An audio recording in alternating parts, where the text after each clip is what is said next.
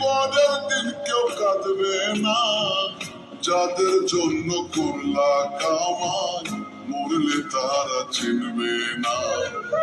আজকে মরলে কালকে 2 দিন পরের দিন কেউ কাঁদবে না, যাদের জন্য করলা কামাই মরলে তারা চিনবে না।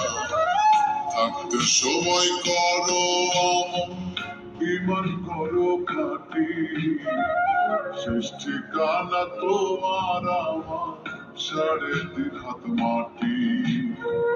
শেষ ঠিকানা তোমার আমার 3.5 হাত মাটি।